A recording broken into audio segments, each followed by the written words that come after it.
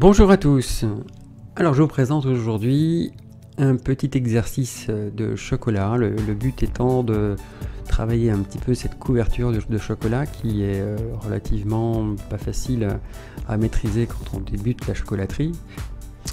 Et ensuite j'avais envie de vous présenter cette recette qui est peu commune, un chocolat au sésame avec un bon goût justement de sésame.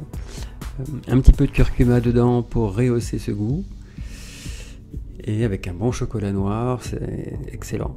Très peu sucré avec du miel, un petit peu de glucose. Alors si vous voulez pas mettre de glucose, vous pouvez simplement remplacer la quantité de glucose par du miel, donc de 110 pour passer à 150 grammes.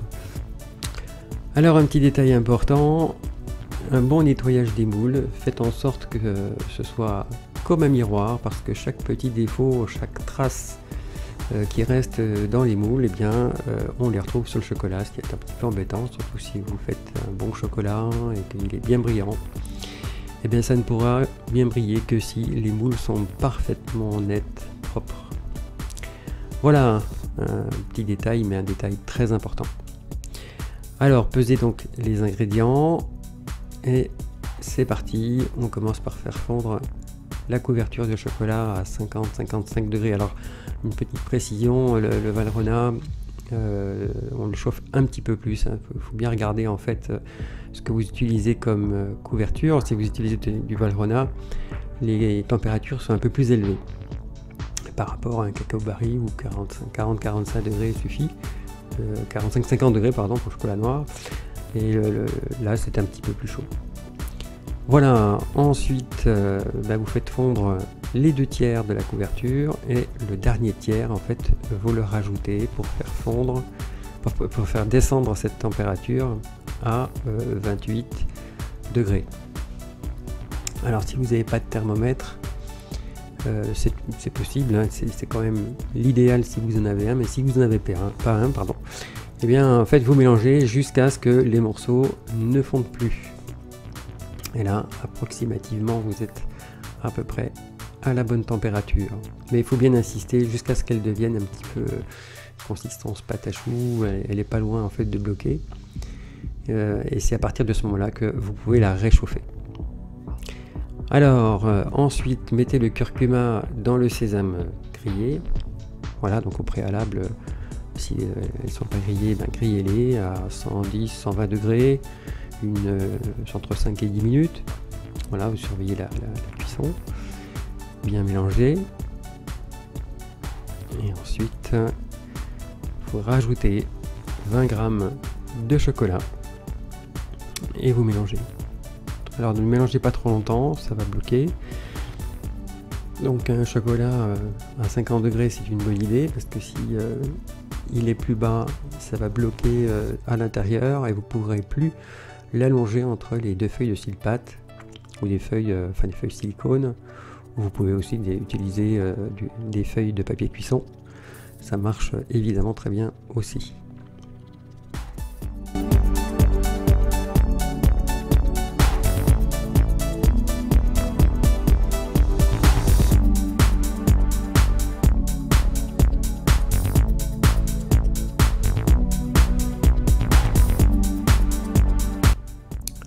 Voilà, ensuite eh bien, il suffit d'étendre au rouleau votre masse de manière à ce que vous ayez quelque chose de très fin.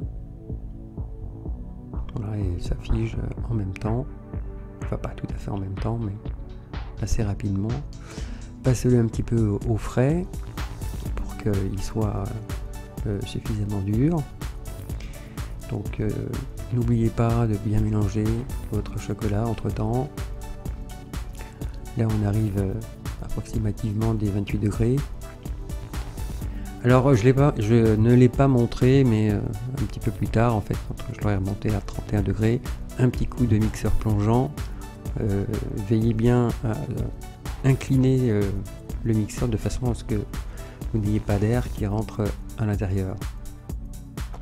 Alors revenons un petit peu à cette masse chocolat sésame. Ensuite, je vais les mixer de manière à avoir un produit fin, que je sois pas enfin qu'on soit pas embêté après avec la poche quand on va remplir l'intérieur des moules, qu'il y ait des petites graines, des petits morceaux un petit peu trop gros. Donc je l'ai passé un petit peu au mixeur.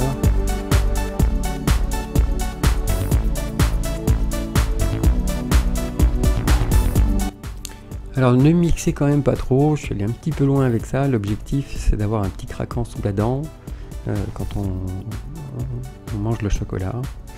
Là cette fois c'est un petit peu trop fin. Voilà, c'est un petit détail qui mérite d'être souligné. Alors ensuite faites fondre légèrement le miel et le glucose, simplement pour le mélanger. Ne montez pas en température puisque vous allez rajouter ce miel dans le beurre pommade. Si c'est trop chaud, tout va fondre. Et là par contre vous aurez vraiment des difficultés pour pouvoir ensuite remplir cet intérieur dans les moules. Alors ensuite il suffit simplement de mélanger le sésame grillé chocolat avec le beurre. Voilà. Et ensuite de mélanger avec le miel. Alors c'est un chocolat qui est très peu sucré, il est intéressant de ce point de vue, on sent pas le miel en fait, une fois qu'il est à l'intérieur, le goût du chocolat vient masquer un petit peu l'ensemble, mais par contre c'est pas du tout écœurant du fait qu'il y a très peu de sucre. Voilà, ensuite là on voit bien qu'elle commence à prendre, le fond commence à être un petit peu, ça résiste un peu là, ça se voit même d'ailleurs en le mélangeant, et à partir de ce moment là doucement bien vous chauffez ce chocolat à 31 degrés. Alors si on n'a pas de thermomètre, vous fondez à la limite des grains. En fait les grains que vous avez ils vont fondre, mais ils vont fondre très lentement. En fait ça va être même un petit peu plus chaud. Alors, il faudra faire des tests par la suite pour voir si la couverture n'est pas un peu trop chaude et qu'elle cristallise bien. Si c'est un petit peu trop chaud, laissez-la tranquille, elle va redescendre doucement. Il y a une petite quantité donc ça va quand même assez vite. Vous attendez 4-5 minutes et vous refaites un test à la pointe du couteau ou bien avec un petit papier sulfurisé. Et à ce moment-là, vous voyez si elle cristallise. C'est-à-dire si elle durcit. S'il fait un petit peu chaud, à ce moment-là vous pouvez le mettre au frais et en 10, 15, 20 secondes vous devez avoir quelque chose, un chocolat qui a durci et qui est cassant. S'il casse pas, eh bien c'est que c'est pas au point, il faut attendre encore un petit peu. Voilà, donc là les grains, là je l'ai passé au mixeur en fait, je l'ai d'abord fait fondre et ensuite il restait quelques petits grains mais j'étais à la bonne température, ce qui fait que un petit coup de mixeur pour les défaire, les fondre. Si au contraire vous chauffez un peu plus, vous n'êtes plus trop à la bonne température et ça ne fonctionne plus. Voilà, le chocolat c'est assez délicat, c'est la partie la plus délicate en fait, la mise au point. Voilà, là ici c'est brillant et vous n'avez pas de traces blanches dessus, donc c'est un bon indicateur.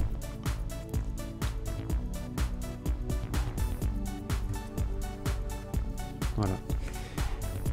Donc là, elle a cristallisé, il n'y a pas de traces blanches dessus, alors on peut y aller. Donc la première couche, donc ça se fait à la louche, et ensuite vous venez avec une petite spatule mettre donc une bonne couche de chocolat partout. Attention aux petites bulles d'air, c'est un liquide épais, donc voilà, il faut tapoter de cette manière de façon à ce que les bulles d'air soient chassées. Et ensuite donc vous avez chemisé, c'est le terme, le moule à chocolat. Alors là j'ai pris des petits cœurs parce que voilà, ça m'a fait plaisir en fait, mais évidemment vous prenez ce que vous voulez. J'ai pas fait de décor en particulier. Le décor, non pas que ce ne soit pas intéressant, mais la partie la plus délicate, c'est quand même cette mise au point du chocolat. Et là, au contraire, on ne pourra jamais assez insister là-dessus. Il y a plusieurs méthodes, hein. Je vous montrerai une autre méthode la prochaine fois. Ça, c'est la méthode que je préfère parce qu'elle est simple et elle ne vous empêche pas de travailler à côté. D'autres méthodes, il faut s'en occuper. Si vous tablez le chocolat pour la descente, il faut le travailler, il faut être devant, alors que là, vous n'êtes pas obligé d'être devant. Voilà, donc maintenant, l'intérieur des chocolats avec notre sésame. Alors remplissez aux 2/3, pas plus. Vous aurez du mal à les fermer. J'ai une nette tendance à trop remplir parce que bon je suis un peu gourmand, mais c'est à chaque fois une mauvaise idée quand c'est trop. On a du mal à fermer, ça se mélange avec le chocolat que l'on va utiliser pour fermer les bonbons. Alors là j'ai pris des petites cures, mais par la suite j'ai pris des demi-sphères. Comme je n'ai qu'une plaque de cœur, j'étais vite au bout. Alors normalement il faut laisser cristalliser l'intérieur en mettant du chocolat par-dessus sur quelque chose qui est quand même relativement pas liquide, mais quand même un liquide épais. On a vite fait de faire des mélanges comme ça entre l'un et l'autre et on n'a pas une belle fermeture. Donc là je le fais quand même pour l'exemple, mais généralement on attend le lendemain pour pouvoir faire la suite.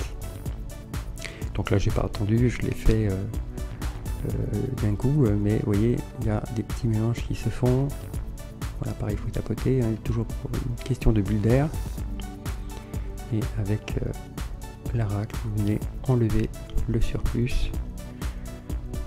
Voilà, donc là c'est pas trop net du fait que je fais ça l'un derrière l'autre. Enfin, il faut le savoir, hein, si vous pratiquez, si vous avez plusieurs moules, attendez le lendemain et recommencez une courbe de température. C'est un petit peu plus long, hein, évidemment, mais c'est le gage d'avoir un travail parfaitement réalisé.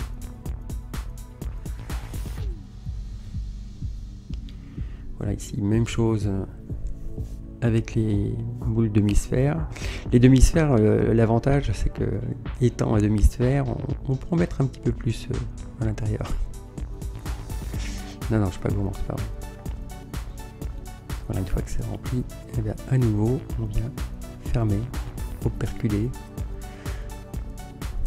Voilà. Alors il vaut mieux en mettre moins que trop. Hein, c'est toujours plus facile à fermer. Et au final, ça va très bien. J'ai toujours l'impression en fait qu'il en manque pas. Vous voyez les bulles d'air là sur certains côtés là. Voilà. Alors le chocolat aussi, à force d'être utilisé, il épaissit. Hein, c'est un phénomène normal, naturel du chocolat en masse comme ça. Donc on est obligé sans arrêt de leur faire fondre un petit peu de manière à conserver la température. Mais même malgré ça, il finit par durcir. Donc ne vous étonnez pas quand ça arrive. Au bout d'un moment, il faut recommencer une courbe de température pour à nouveau avoir de la fluidité. C'est des petites quantités qui posent tous ces problèmes. Hein. Si vous aviez 5 kg de masse, ce serait beaucoup plus facile à utiliser. Voilà, ces chocolats sont donc terminés. J'espère que cette vidéo vous aura apporté quelques éclairages sur ce chocolat qui est absolument magnifique. Moi je trouve que c'est une denrée absolument merveilleuse. On s'en lasse pas, enfin je m'en lasse pas. Voilà, j'espère que cette vidéo vous aura aidé, que vous comprendrez un petit peu mieux tout le processus. Un petit pouce vers le haut, ça fait toujours plaisir, et puis un abonnement, ça fait aussi plaisir.